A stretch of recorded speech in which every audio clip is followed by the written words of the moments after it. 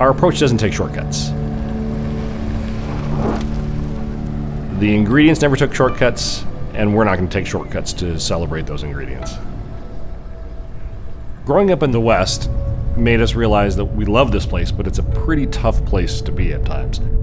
50 below zero, up to 110 degrees, less than 15 inches of moisture a year. And so we really wanted to reflect that in our spirits with all the reward that comes from ingredients and plants tough enough to survive in those conditions. Where we're from is part of who we are, and creating spirits that are authentic representations of the places we love, that shows our respect to the lands that we enjoy.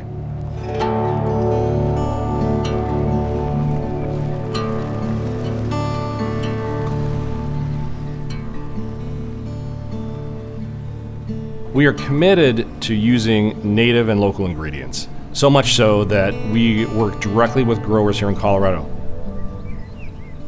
Mark Arnish of Arnish Farms in Keensburg, just 30 miles from the distillery, he's growing our heirloom wheat. He's also growing our Antero wheat.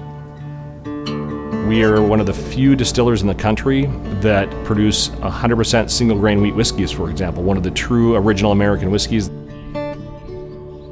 For us to make a commitment to producing a single grain wheat whiskey was a big stretch. We were told we were kind of crazy by our peers.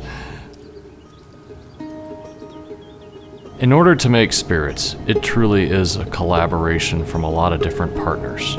We can't do anything here by ourselves.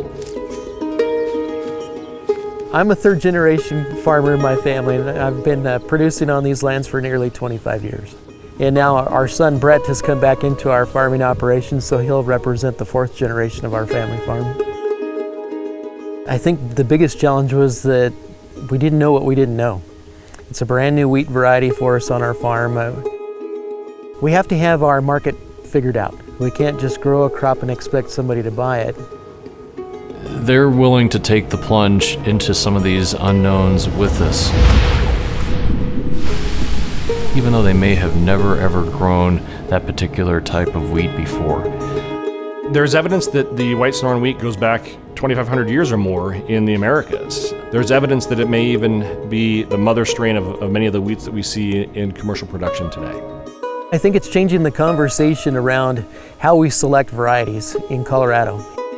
Our Antero wheat is a unique Colorado-specific grain that we helped him save from extinction. It was just really unique to be able to see the entire length of the supply chain.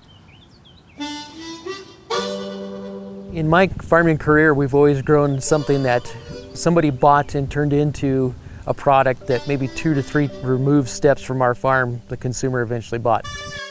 Growing a grain and having to go to Dry Land Distillers and automatically becoming a fantastic whiskey, that's kind of the cherry on the top of a farming career. It's the first time that I've ever been able to look at a product and go, I know where that originated. It started on our farm. That's a perfect situation, being able to network and to understand what you do and then apply those changes back to the farm has just been the most rewarding thing we've done in our farm in a long time. We didn't initially set out to try to use difficult ingredients. It just so happens that the ingredients that we ended up with were difficult to use.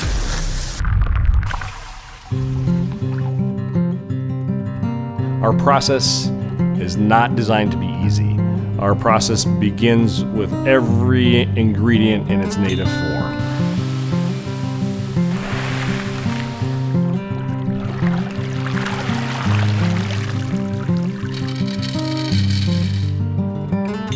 Gin is a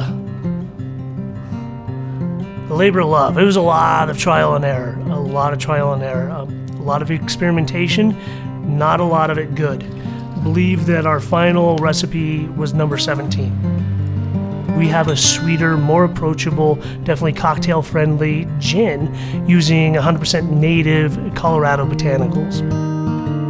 We wanted to get all the flavors of the Western United States into a bottle. So everything from the rose hips that we use that are found in the foothills, all the way down to the sage, which is grown down in the arroyos in the southeastern corner.